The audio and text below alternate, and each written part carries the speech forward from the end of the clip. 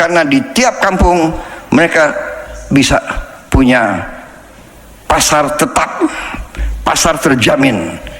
Ini menimbulkan ekonomi dari bawah.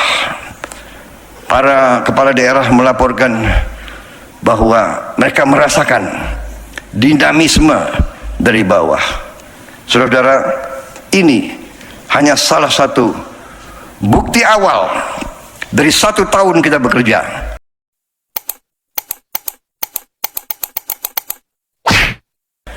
Dan ini akan terus kita buktikan dengan hasil nyata, saudara-saudara. Kita juga sudah mulai membangun desa-desa nelayan. Desa nelayan tahun 2026 ini akan mencapai 1000 desa nelayan. Tiap desa nelayan terdiri dari sekian ratus, ada yang 300, 500, ada yang sampai 2000 nelayan yang selama Republik Indonesia berdiri belum pernah disentuh oleh pemerintah Republik Indonesia. Nelayan-nelayan kita belum pernah dapat perhatian. Mereka kadang-kadang tidak bisa punya es. Tidak ada pabrik es di desa mereka. Mereka sulit dapat solar. Mereka sulit untuk dapat akses ke pasar. Ini kita robah. Kita totalnya dalam 4 tahun mendatang kita akan membangun 5.000 desa nelayan. Tiap desa nelayan kita akan bangun pabrik es. Kita akan bikin cold storage. Kita akan bikin dermaga. Kita akan bagikan kapal-kapal. Kita akan siapkan kendaraan, saudara-saudara. Dan ini semua bukan handout, bukan kita bagi-bagi. Ini kita organisir dalam koperasi. Semua pengeluaran mereka akan bayar kembali ke bank-bank dan ke pemerintah. Saudara-saudara, ekonomi yang kita jalankan bukan ekonomi handout. Yang kita akan bangun ini semua sudah ada dalam anggaran kita sudah bertahun-tahun. Jadi saudara-saudara, nanti desa-desa itu kita beri kebebasan. Kalau dia mampu, kita akan permudah akses kepada ekspor. Dia bisa ekspor langsung. Kita akan buka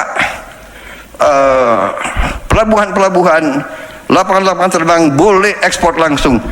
Saudara-saudara, kita akan permudah regulasi supaya mereka bisa menumbuhkan kegiatan ekonomi yang mendasar, dan mereka akan menghasilkan protein dalam kondisi yang tidak terlalu mahal untuk seluruh rakyat Indonesia. Demikian juga saudara-saudara, ini sudah hampir 100 sudah jadi di berbagai titik, dan target kita 2026 ini akan sampai 1000, dan selanjutnya total sampai 2029 target kita adalah 5.000 desa nelayan yang nanti mereka akan kembalikan investasi itu. Tapi kita kasih kelonggaran mengembalikannya supaya tidak terlalu berat untuk mereka. Kita beri kelonggaran pengembaliannya bisa di atas 10 tahun, 11 sampai 12 tahun. Yang tidak ada masalah, karena para pengusaha-pengusaha besar juga kadang-kadang minta kredit juga belasan tahun. Itu pun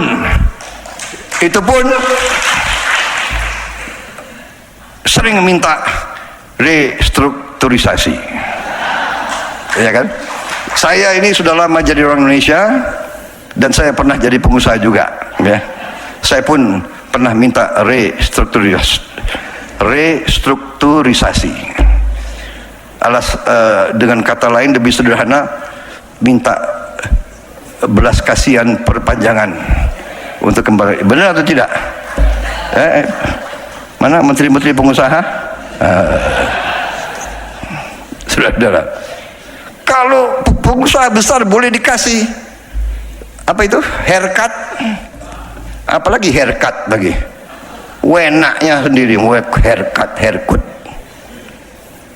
Masa nelayan-nelayan kita enggak kita berdayakan? Belum pernah mereka dapat kesempatan ini.